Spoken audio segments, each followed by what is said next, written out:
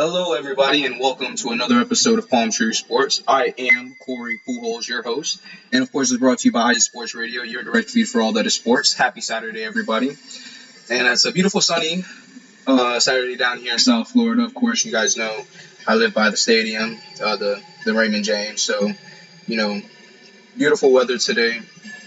Took a nice run this morning at the crack of dawn, and I'm feeling pretty good today, guys. I'm feeling pretty good today. Let's get right into some college football, yeah? And this is part of the reason why I'm feeling pretty good, right? Because as you guys know, I'm a Gator. Die hard, blue and orange. So today I die, and we got a big win today. Very, very big win, all right? On the road against Texas A&M. 40-24 was the final score of that ball game. And guys, I can't tell you how thrilled I was to see our team play and perform well, especially after that game against Georgia last week. Now, for those who didn't watch the game against Georgia, Florida did something in a way that they convinced themselves, I think. Okay? And I'm not sure, what happened after the game with everybody, but I know that Billy was in there and he was talking to those boys and he was letting them know. He was like, hey, listen, that's the number one team in the country, my backside, right? There were some stretches, especially in the third quarter, where the Gators showed just how human Georgia was, and not only showed just how human they were, but how susceptible they are to their own mistakes, for one, and two, the play of good defense, especially when you're guarding your man and you're not giving up on the play, specifically on those two interceptions and the forced fumble. So when you translate that to what was going on with the Gators today, going up against Texas A&M has always been a hard team for us to play against. One, two, the head coach, what's his godforsaken name? Jimbo Fisher. Okay, Jimbo Fisher. If you're a Gator, you don't like him. Period. There's no debate about it. There's no conversations to be had. We know what he did when he was the head coach of Florida State, and we didn't enjoy it. We don't like him. So, beating him and beating Texas A&M is 2 for 1. It's a very good feeling. The way the Gators did it was behind Anthony Richardson, of course.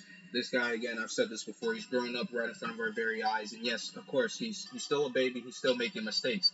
But when I tell you that I can't wait to see how this guy looks in his senior year, oh, man, I mean that from the bottom of my heart. It's going to be something special, I think. And in the time being, what he's doing right now is also very well. I really have the utmost respect for him as a player who, because when you look at the beginning of the season, right, it started off against Utah, 7th ranked, big win, and he looked amazing, right? Like wow, guy's Superman, right?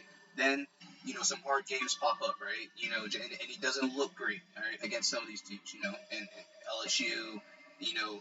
I don't necessarily want to say Georgia, but I have to say Georgia because it was a loss. But Georgia, and obviously, God, what was their names? I forgot the other team that we played earlier this season. It's also ranked right now, and we lost to them. Tennessee. How could I forget Tennessee, who is not doing very well, by the way, for those of you who are Tennessee and Georgia fans. Tennessee don't look good at all right now against Georgia. I was watching it, and the theme of Tennessee is at some point they will shoot themselves in the foot playing against Georgia. That is the theme.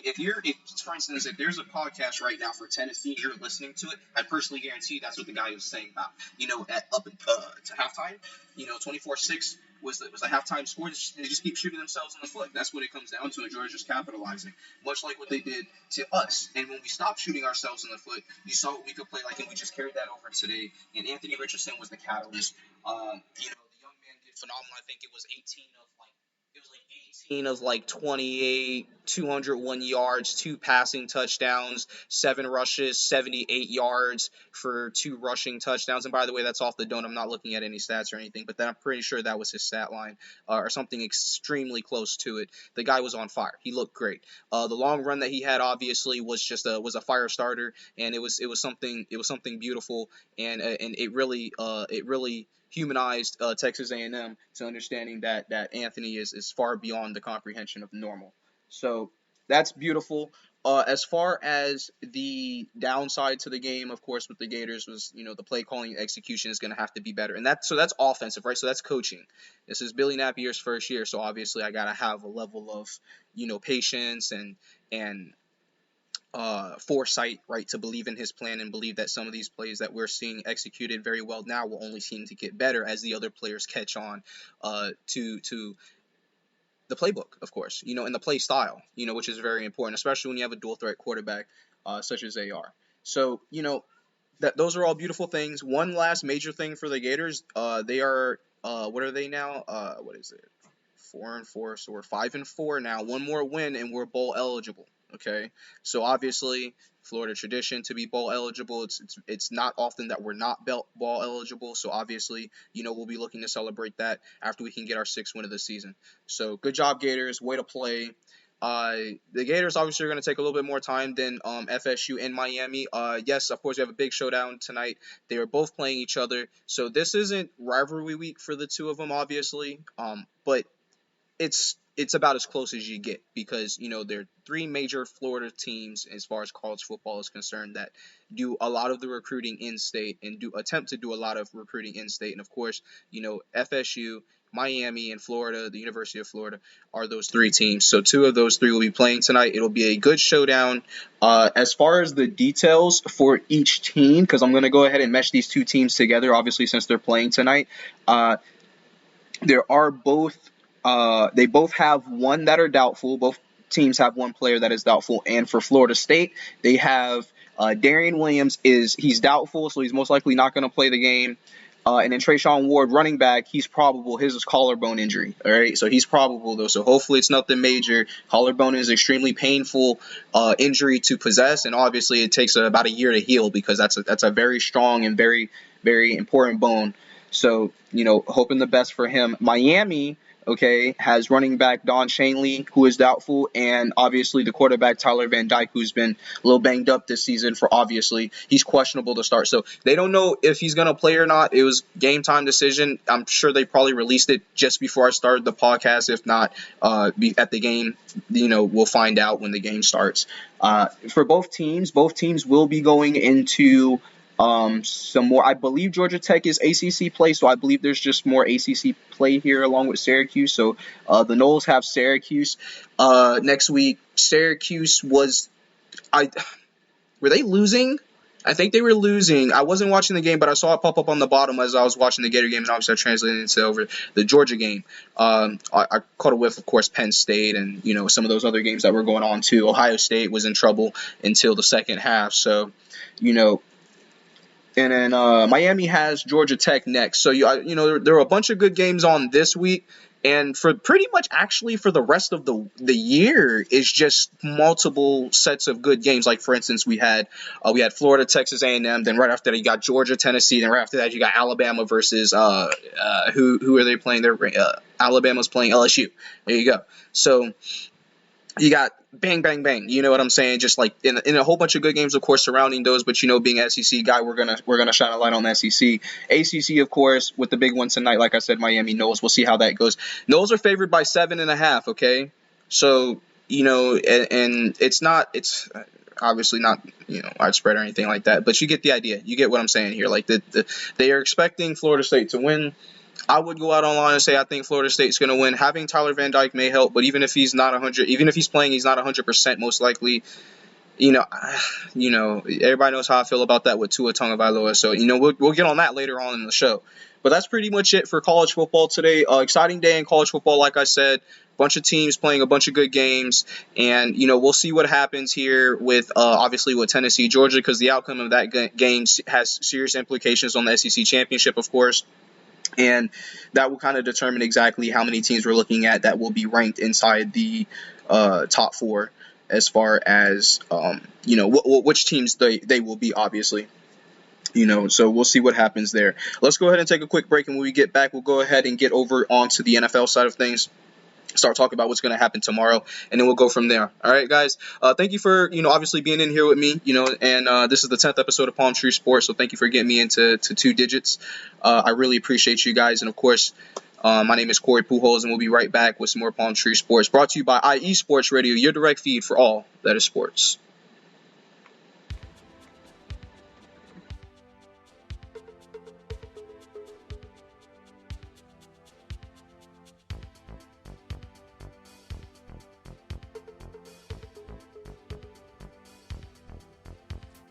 What's up, sports fans? Are you looking for the latest on Northern California sports? Then take a trip out west with me, your host, Gina G, on Reppin' the NorCal Sports, right here on IE Sports Radio, your direct feed for all that is sports. I'll be bringing it to you all the way live every Monday at 3 p.m. Pacific, 6 p.m. Eastern. And it's always a packed show. I'll bring you everything Dynastic 49ers, the bite of the San Jose Sharks, torture of the San Francisco Giants, the Golden State Warriors that we still believe. Then take you across the bay to the rise and grind of the Oakland A's. I've got you covered on college ball from the Cal Bears to the Stanford Cardinal, so that no matter what, reppin' in NorCal Sports is always reppin' the Bay.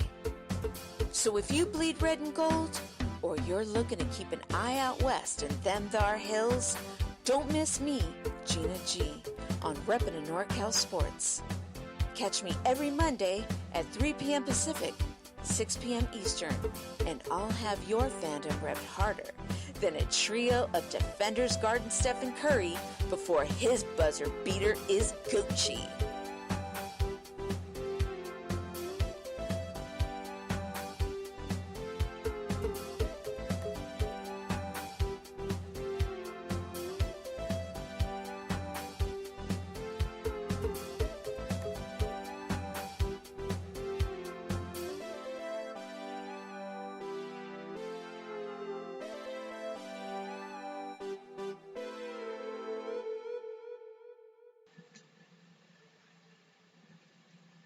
And welcome back, everybody, to the 10th episode of Palm Tree Sports. Again, I am your host, Corey Pujols. It's brought to you by IE Sports Radio, your direct feed for all that is sports. And, guys, it's time to talk NFL, and, well, you know what that means. It's going to get kind of depressing for the first two parts of the NFL. As far as the parts that I cover, which would be starting with the Tampa Bay Buccaneers. Again, I live right across the street from the stadium, okay? And I say that because I am a huge fan. Football was the first thing I fell in love with, guys. All right? I'm born and raised in Tampa, Florida. Always been in the city. I've been to a few other states, of course, and whatnot. But you get the idea. This is my home. I love my team. I do. I love the colors. I love the whole pirate deal. Like, everything. You guys don't understand. Like, I truly am enamored by my team. I was enamored when Jameis was our quarterback still, and we had those. Now I believe they are just ugly uniforms. If you guys remember the uniforms that we had just before us going back to the bold pewter in red, that with the little orange sleeve, oh God, what were they thinking with that? Look, I'm happy that we're back, looking good. All right, now the playing good part that Deion Sanders referenced in that little phrase of his is the part that we need to catch on to. Look good, feel good, play good, right? All right, well, I feel good. I always feel good. Every week's a new week to win a game in football. And don't get me wrong, when you lose a game, it's frustrating, but I still turn on the TV. I still have hope. I still believe, and that's the part that's starting to become hard now, because it doesn't seem like other teams are beating us. It seems more like we're beating ourselves, And maybe I've said that before, maybe I haven't, but that's the truth of it all. As a diehard Buccaneer, let me tell you what the feeling is like in Tampa. We are beating ourselves, all right? We know what we have on the team. I don't need to name anybody, but maybe I need to point some fingers. And when I mean point fingers, I don't mean them in a disrespectful connotation, a connotation that suggests that somebody can't do the job that they're paid to do. It's more like, what's stopping you guys from getting it done? Because injuries have been, they were a thing last year when we went to the conference championship game, which we'll get into that in a second. But not the conference, but the divisional round. I'm sorry, I always say that. The divisional round. We lost to who would become the Super Bowl champions. Okay, there's really no excuse. It's not like we got there on accident. We won the division last year for the first time in an eon. Okay, so I'm gonna go over this loss one more time with the Ravens. All right, and the reason for that is because that leads us into tomorrow's game against the Rams. All right, which is why I mentioned that division round against them. All right. Our run defense against the Ravens in the second half was horrific. Now, for those who watched me do the face-off, and I mentioned this last week, okay, I said that the game would come down to a late 5-point finish. All right, there was no way it was going to be a double-digit finish between these two teams. The Ravens were missing people, the Bucs were missing people, and plus the Bucs can't stop shooting themselves in the foot with a 6-piece revolver, and they're playing Russian roulette, but they put 4 rounds in there. That's really bad math, guys. Okay? That's really what it looked like out there. In all honesty, it's what it kind of looked like all year, to be completely honest with you. There's no discipline is the point that I'm making, okay? There's just zero discipline in the character of this team, and even down to the penalties. Some of these penalties we've been Donovan Smith, dude, you're a pro baller, bro. Like, you've been to the Pro Bowl. I don't understand what malfunction, conjunction, junction, what's your function, like, what the deal? And I'm not just pointing at him, obviously. Y'all know I love Tom. Y'all know I love him to pieces. Tom has been missing wide open Mike Evans like it's like mail, like every day is literally the point that I'm making. Like, every game this year, it seems like that connection has had to, take a little bit to get going. And it's not always there, whether it's Mike, whether it's Tom. I love both of them. Both of them on the cusp of history. We're going to get into that in a second. My apologies. The point that I'm making is there's insanely too much talent on this team to be performing the way that they are. And it starts at the top, all right? It starts at the tippy top. Every single person on that team is to blame. I think the one person I literally can't look at and say anything to, I can't say anything to this person, okay? All right, it's Tristan Wirfs. Because this guy, he's a pro baller. I mean, he plays like it. I mean, yeah, he's made a mistake or two, but as far as I'm concerned, he's been one of the top 3 highest rated Buccaneers almost each week that he's played, which has been every game this season. So what are we going into week? What is this, 10? What are we, 3 and 5, 8, 9? You skip a bye week. So what, week 10? Week 9, week 10, something like that. So he has been probably the best player on the team. Okay? Moving to the defensive side of things, as I mentioned before with the run defense, Devin White, Poppy, listen, I don't play football because I'm tiny, all right? 5'7", 125, all right? I do martial arts. There's a weight class for me, okay? Football, you guys are like 200 pounds on average or more, okay? So, that's kind of out of my jurisdiction, physically speaking. But my eyes see everything. And, Poppy, last week, you were on the field jogging like you don't wear a C on your chest. I was watching, or I was reading on Twitter, so I follow a bunch of former Buccaneers and people who, cover the Buccaneers. And there was a tweet that came out, or a comment that came out. Warren Sapp said, you need to take that C off your chest, Devin. And I would venture to agree with him after that, because that's not how a captain performs. I just watched the Gators play football. Ventrell Miller was playing like a captain. Amari Burney was playing like a captain. Okay? Anthony Richardson was playing like a captain. There was urgency in every snap. It didn't matter what their job was, whether it was with chip, seal, whatever. Make the tackle, make the sack, whatever the case may be, they do it. And they do it like it's G.I. Joe. Okay? You're missing something, Devin. I have to admit, I think I'm pretty upset with you the most, because I hold you to a very high standard, Poppy. I hold you. You all of but destroyed the Saints on our way to the Super Bowl. You all of but shut down the Super Bowl. Okay? You have to do better. And when you have a C on your chest, there's no excuse for the way that you've been playing on defense. Period. Okay? So that's going to lead us into our third segment about the Buccaneers, which is they're going to be obviously playing the Rams, which is a rematch from that division round that we had against them. You guys remember we thought Tom was going to retire. We thought he was retiring off the back of a bomb to Mike Evans for a touchdown to break Ramsey in half. Y'all notice he ain't been the same since, right?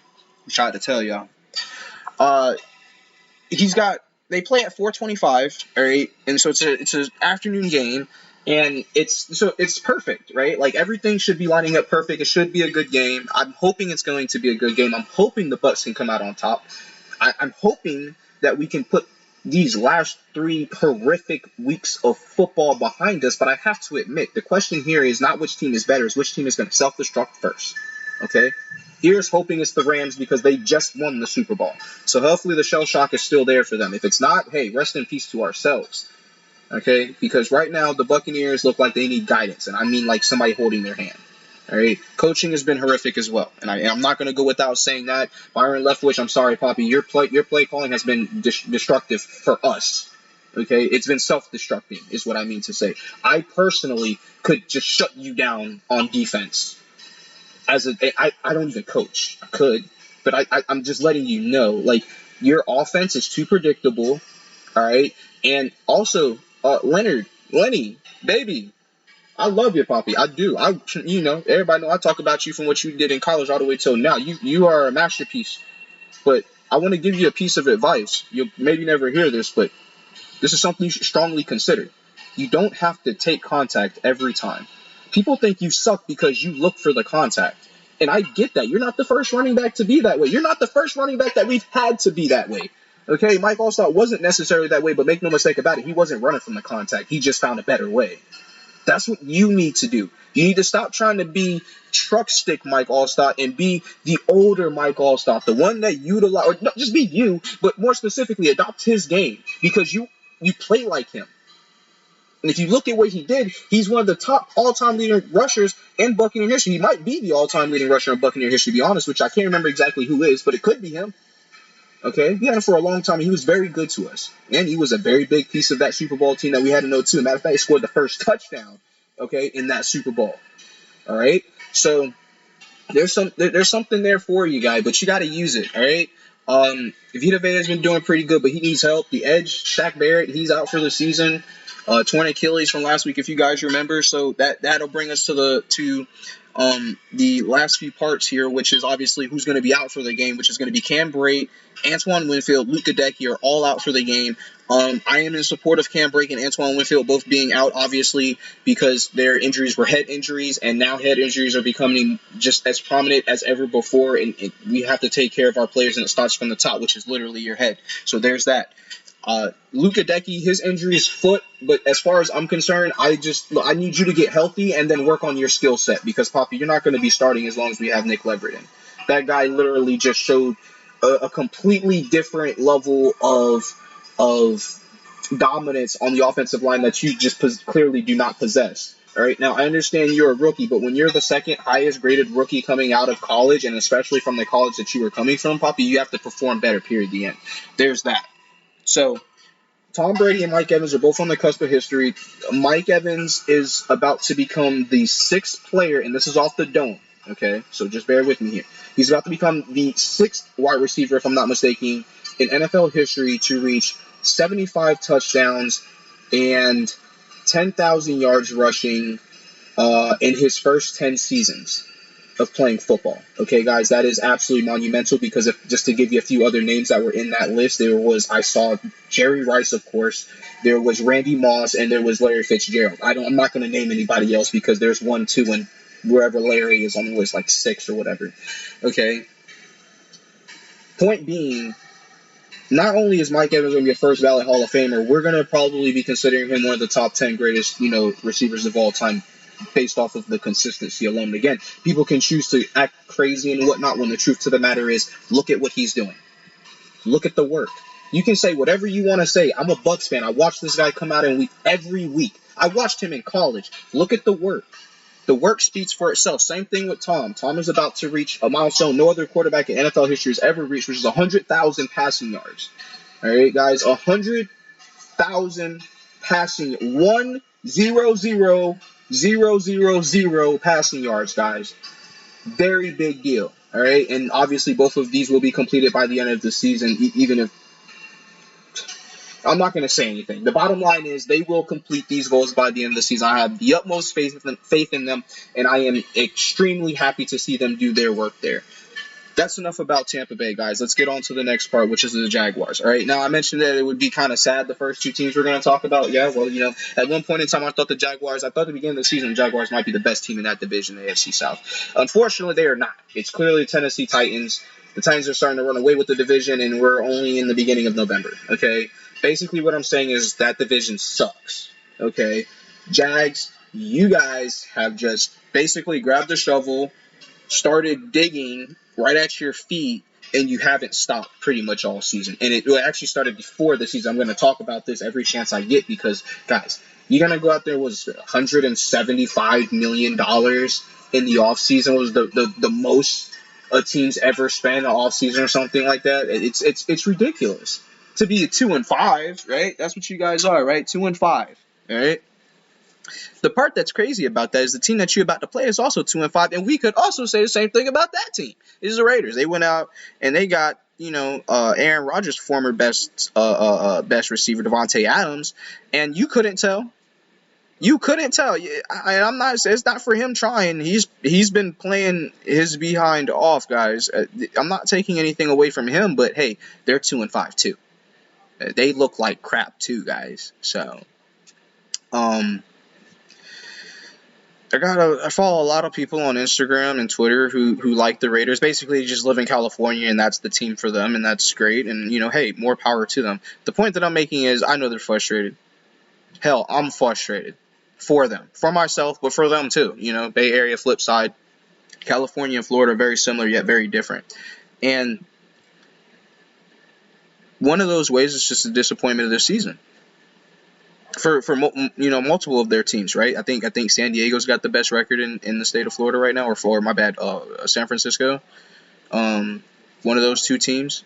But the Raiders, they're struggling. So, Jags, y'all should win this game. I think that's the point that I'm making. Will you guys win the game? Well, I don't know. That depends on how, obviously, Mr. Trevor plays. Now, you guys just got a new shiny little toy, Calvin Ridley. Whenever he's ready to go again, I'm pretty sure y'all will insert him into the offense immediately. Guy's a phenomenal talent. Went to Alabama, watched the guy do his thing. And he also played for the Falcons, which means I got to see him extensively in the NFL as well. He's a very good, very shifty wide receiver, great hands, and knows how to get open. We'll see what you guys can do with that. We'll see. That's all I can say at this point because, again, $175 million. What were y'all thinking? Season needs to turn around starting now. Starting right now. Okay, confidence and motivation are like cause and effect. Because you have motivation, you can build confidence through action, right? And that goes to say, no matter what you're doing. For instance, I study martial arts. And it wasn't until I started actually, I studied it for years. I'd watch it, I'd watch tape, I'd listen to instructors, I'd, Google this, YouTube that, everything you could do that didn't involve getting in.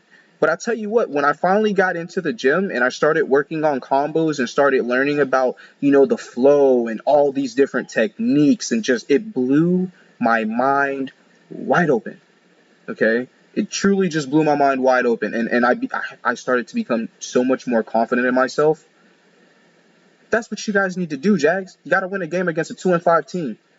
You got to go out there. You got to play every snap, offense and defense, special teams. All right, Trevor, you got to be accurate with the ball down the field. You've actually got to put up good numbers and protect the football, young man. And that goes for everybody, but obviously, Trevor, you're the leader. All right, you're no longer a rookie. I can no longer baby face you. I can't. But look at him. He's so young, and he's got such a high ceiling. Poppy, you got to shatter the ceiling. Okay, you're gonna have to take this team, and you're gonna have to ride it like a bull, Poppy. You're gonna have to make it work because what you guys 2-5 right now in a division that's literally up for grabs. All right, Tennessee looks like the best team. You guys have the power to change my mind, but will you? That's what it comes down to. I honestly, I don't know. We'll see what happens. I don't think you can do it, but I do want to see you do it. Moving on to the Dolphins down in Miami. This is the bright spot for the NFL as far as Florida teams are concerned. Miami, since Tua Tagovailoa has come back like a different team. Don't know.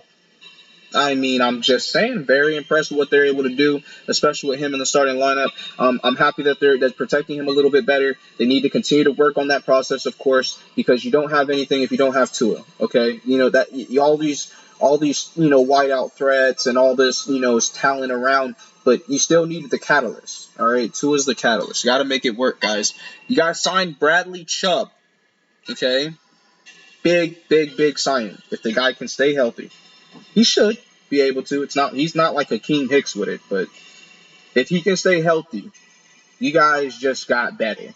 And I mean, like, you already beat the Bills earlier this season, but this could make it a little bit more lopsided in your favor. I still believe the Bills are the best team in the NFL, but I also believe Miami is a top 5 team in the NFL as long as they have Tua in the lineup. All right, I would say top 5. Yeah. Definitely top 7. Definitely top 7. I think top 5, they live in that realm right now. So Bradley Chubb, great sign. Good job there. It was a trade. I believe the trade was Chase Edmonds and draft picks. So, hey, if that's what you guys want, that's what you guys want. Good luck. Best of luck to you in that department. Next up, you guys got the Bears. Bears aren't looking too hot. They're 3-5. Y'all are 5-3. If a record speaks for a record, that means you guys should win the game. We'll see what happens. It's a 1 o'clock game, so obviously, excuse me, my apologies there. It's a 1 o'clock game, so obviously, that means it'll be early, and obviously, Miami's favored to win the game, right? Like, let's not beat around the bush or anything like that. They're favored to win the game. I wouldn't sleep on Justin Fields. However, he needs help. Ain't no way around that. He needs help. So if you guys can take the help away, you guys know how to. You guys know how the game is played. It's always chess, never checkers, right? Always chess. So Miami, take care of your quarterback. Do what you got to do. Run the ball. Control time of possession. Don't give Justin Fields free opportunities, and don't let him hurt you with his legs. You guys will be fine. Don't tell Pop I said this because he's a Chicago Bears fan. So, if you're listening, I'm sorry. We know how to beat your team, but it's up to them to do it. Coincidentally, if you guys let Justin Fields get off and you guys let him get over 100 yards rushing, Chicago will win the game. All right. So there's that. You guys are tied for second in the AFC East. All right. You're 2 games out from first. Again, Bills are in first place. You're tied for second with the Jets. What? The Jets? They're 5-3. What's going on here? Holy goodness. When was the last time the Jets were 5-3? Don't answer that. It's all about Miami right now. So you guys will have a chance to beat the Jets. You guys will have a chance to beat the Bills again. You do those 2 things and win 2 more games after that, I don't see how y'all don't at least win the division, right?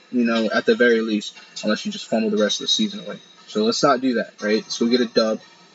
And, yeah, I think that's it. That's it I have for Miami. Tua's back in the lineup, so, everything's gravy. With that being said, let's go ahead and get into our next break. And when we get back, we'll go ahead and dive into hockey and basketball. Of course, we have no baseball. Raiders knocked out of the playoffs. World Series still going on. So there's some really good games going on there as well. I've been keeping everything I can get my hands on. So great there. And like I said, one more break, and we'll bounce back, and we'll get into the last part of our segment. Thank you again for joining me here on the 10th episode of Palm Tree Sports. Again, my name is Corey Pujols, your host. It's brought to you by IE Sports Radio, your direct feed for all that is sports.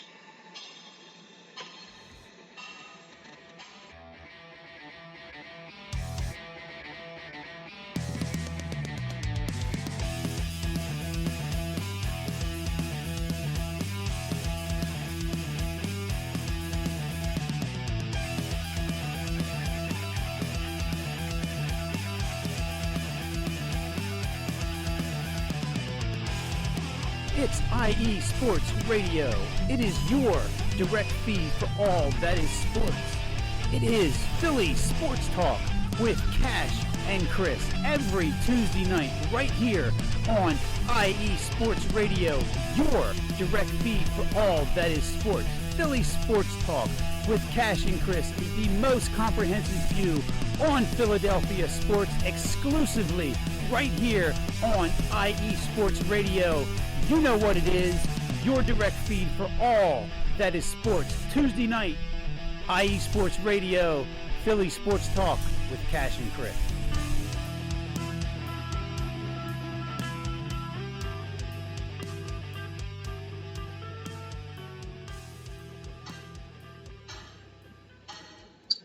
Alright, you guys, welcome back again to the 10th episode of Pawn True Sports, hosted by yours truly, Corey Pujols. Again, it's brought to you by Sports Radio, your direct feed for all that is sports. And guys, now it's time to get into a little bit of lightning again, as I mentioned before. No Rays baseball. I hate it when there's no Rays baseball, to be honest with you. For those who don't know, I absolutely adore going to Rays games. I've been to probably about a dozen, give or take. Been to, I remember going on Father's Day with my father and my grandfather, and we got to see Albert Pujols play, so there was 4 Pujols in the building. It was wild. It was absolutely wild. He didn't want to talk to us, unfortunately, for who cares, but he didn't want to talk to us. Nonetheless, it was still a great game. We lost. It was like 7-2 or 7-3 or something like that. I don't remember quite what the score was, but you get what I'm saying here. So it sucks. There's no Rays baseball, but we do have hockey. We do have our Bolts playing our Lightning, and last time that we were here, we were talking about them going back and forth. Win a game, lose a game, win a game, lose a game, win 2 games, lose 2 games. Evolved from that, and now they're starting to put a little bit more of the wins together instead of losing. So next up, we got the Sabres today at 7 p.m. I'm going to try and look at that game once we get done here. It'll be taking off in about 20 minutes or so, give or take. I'll try to keep in on that game. There's also a UFC fight night tonight, so again, of course, in my love for martial arts, I get into that, and I'll probably talk a little bit of that passively, in future shows as you guys get a little bit more used to me. But as far as the Lightning is concerned, again, they do play at 7 tonight against the Sabres. The Sabres, they're playing good hockey for all intents and purposes, but again, that's for all intents and purposes. Take from that what you will. The Lightning just came back after I believe that they lost the last game to the Hurricanes, a 4-3 ball game. Okay, so or puck game, I should say. I'm gonna say that correctly next time. 4-3 puck game. You guys know how I feel about one puck games. We got to win those. Just like in baseball, you got to win run ball games. You got to win those run puck ball games. So, I hate when that happens. But fortunately for us, before that, they won the 2 games. And one of those was a one puck ball game. So, that was obviously a good win there. Let's get back on the winning track, right? And that's going to be a little bit hard to do when you got distractions. And by distractions, anybody who follows the Lightning knows what I'm about to get on to, because I'm not saying this is true. I'm not necessarily saying I believe it. I always, say conduct an investigation, find out the truth, and then, expose it to the public so that way we may be able to better understand the situation. But don't give us no lies, right? So obviously, Mr. Ian Cole was suspended. He's a defensive star for us, and he was suspended for how long? We're not sure. They're, waiting for the investigation to conclude as far as what's going on in that department. So hopefully, there's nothing that we have to worry about as far as the Lightning fans are concerned. Hopefully there's no adjustments that will have to be made, and we can go ahead and get back into the lineup, and there won't be any problems moving forward. Hopefully that's the case. We'll have to see what happens. But, moving forward, like I said, coming off this loss, let's try to repurpose ourselves, to get back into that winning column. Obviously, the Rays are 6-4-1 right now, so, not the worst, not the best. Floating around, waiting for the opportunity. Gotta strike while the iron's hot, right? Let's put some wins together. Let's build some confidence. Play some good hockey. Let's, win those one puck games, okay? And, let's come out with a dub here on the Sabres tonight at that game. And the next game is a couple of days away after. I think Wednesday is the next time they play or something like that. I think it is. I think it's we have a 1-off and then we have a 2-on. So the next game, we just played the Hurricanes. We got the Sabres tonight. The next game was against who? I don't think it was New York. It might be New York. It might be the Rangers. I can't remember. I'm not sure. I can't remember. The bottom line is it's Wednesday, so we got a blanket of time before they play again. Now we're going to go ahead and jump right into the NBA side of things. Of course, like I said, hockey's going to be pretty short because we have the game tonight, so we'll have to wait and see what happens there before we go ahead and get on to that one. And as far as the NBA is concerned, this is probably going to sound similar to last week, but more praise is going to go to Orlando because they're starting to identify themselves and they're perhaps starting to try and right the ship and try to turn everything around right now, okay? Because obviously starts of the season was not what they're looking for. So we're going to start with Miami and then we'll end on Orlando.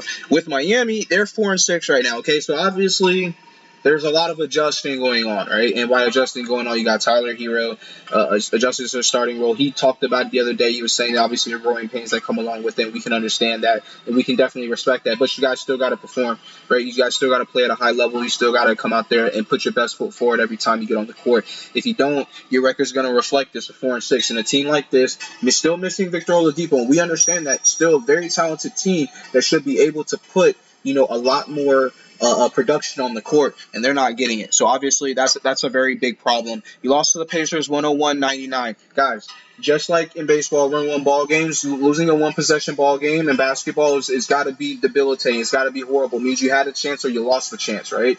And either way, it usually comes down to something that could have been done better on your side. Most of the time, it's not the defenders playing good basketball, right? Because they don't want to foul. So it's usually hard for a defense to set properly, especially when it comes down to a final possession or, the last couple of possessions, speaking more intuitively about the amount of points that were not scored. They reached triple digits. You guys did not. That's always been a threshold, if you will, for teams to win games, and unfortunately you guys did not cross. It seems to be kind of being the theme there. It's not the first time you guys have done that this season. Next up, you got the Trailblazers, Monday night, 8:30 p.m., primetime basketball, right, guys? Listen, you got to win this game. You guys don't want to start. Y'all don't. You win this game. You're a game away from 500. All right. Positivity, confidence. You're going to have to tap into all of that. All right, guys, because you're not playing good basketball right now. And again, thinking that Victor Oladipo is going to be back anytime soon, kiss that thought goodbye. All right. He's not. It's not like he's going to be out all the way through the rest of the season. He may not be. He might make it back, after the break, but let's not talk about anything until after the break, okay? Because I don't want to get my hopes up and say, oh, he's gonna be back in a month, a month and a half, and it's New Year's Day, and we're like, where's Victor? That's not what we want. All right, that's definitely not what we want, especially as a Miami fan. As I mentioned before, the roster's too good to have the record that it has. All right, guys, we're talking about a team that's been in the playoffs consistently, all right, especially with Erik Spoelstra at head coach. I don't necessarily believe that it's him, but, again, there's got to be more production on the court. Now, the flip side can be said about the Orlando Magic as we glide into this part of the segment, because Orlando, who, first off, I think is the youngest team in the NBA first. Secondly, I don't even think they have an all-star on the team, second. Third, the record, they were searching for their first win, and they got it, and they got another win, and they're playing the Kings. Last time I saw it was early on in the game, and it was 19-8, so Kings dug themselves into a big hole early on. Here's hoping Orlando can hold on to that and be a game away from where that would put them, if they win today, obviously that'll put them at 3-7. You win one more time, and you're at 4-7, so you're above that negative threshold, right? Or not necessarily above it because you still got 7 losses, but the goal is to get to 500 and go from there. It's a game at a time. You're not going to be able to get there, looking ahead, trucking ahead. Same thing in any other sport that you play that has a series or that has a level of playoffs, right? You can't go looking. It's just one game at a time. You can't look at the playoffs. You can't look at what other teams are doing. All right, you got to focus on you. You have to focus on you. So right now, that's what Orlando's doing. They're starting to figure out. Paolo Banchero. I'm not gonna get his name right because it looks different than how it sounds. I'm not very good with it, but is he Rookie of the Year? I tell you what, I haven't been able to catch like a full version of the games. Whenever I see it, I click on it. I'm there for a little bit. It goes to commercial. I move to the next one because I'm usually flipping through so many different sports. And I have to admit, this guy's probably been the brightest spot of the year, especially here in the state of Florida as NBA teams are concerned, right? Because there's, Miami, we expect them to do good. They're not doing good. Orlando didn't expect much from him. This guy's playing like he's out of his mind. He's phenomenal. Putting up plus 20 points in every game this season, was it? I can't remember for sure. Definitely most of the games this season for sure. But he's been putting up, very, very good stats, very good numbers, producing offense for a team that didn't like it was going to have it. So it's very refreshing to see the young man step up and perform the way that he is performing. All right. So obviously they're playing the Kings right now. That game is probably deep into the third. I think I'm assuming by the time, or like what time it is right now compared to when the last time I saw it. But you know, they got the Rockets coming up on Monday at 7:15 p.m. primetime basketball, just like Miami. All right, their games are 15 minutes apart, give or take, and they're both playing. Are they both playing at home? I think they're playing at home. I can't remember what it was on my card, but I think they're playing at home. The point being this. Both of our teams are going to be on, so we're going to get a chance to watch both of them. And they're playing against the Rockets, okay, so that's a winnable game. All right, it's definitely a winnable game, especially with them building confidence. All right, guys. So hopefully they go out there, they play solid defense, and you know, can get the ball to their playmakers and score some points, right? Like, that's the goal here. You know, moving forward, I love to see more production from that team. Same thing with Miami, more production on the court. Obviously, we know you guys practice your behinds off. We know you get paid to do what you got to do, but you still got to produce on the court, right? Got to win games. So hopefully both teams can right the ship. Again, Miami is 4-6. Orlando's 2-7, and so I'm not, you know, looking at either team saying, oh, you know, this is a standing out, you know, playoff team right now. But you know, there's a lot of basketball to be played. So hopefully we'll be finding something to be excited about towards the end of the season, if not both teams being in the play, or not both teams, but at least Miami being in the playoffs. Orlando, we'll see what you guys can produce, and best of luck to you guys. That is it, guys, for the 10th episode of Palm Tree Sports. Thank you so much for joining me today on this lovely Saturday afternoon to discuss sports here in the state of Florida. Again, my name is Corey Pujols, your host for Palm Tree Sports, and it's brought to you by IE Sports Radio, your direct feed for all that is sports. Thanks again, guys. If you want to reach out to me, if you guys want to talk any type of sport, anything whatsoever, hit me up on Twitter. I'm very active on there, at Corey Pujols. You'll see there my header, you know, have all my information up there as far as the show is concerned and everything like that. So, you know, guys, check me out. Be looking forward to speak with you again. Thank you for joining me today, and have a wonderful, wonderful, wonderful upcoming week. And also get ready to don't forget to work out, guys. Get ready because, you know, it's a holiday season. You know, Thanksgiving is coming up right around the corner. Before you know it, it'll be Christmas. Be eating good. All right, guys. So have fun. Stay safe. Catch you guys later. Have a wonderful day.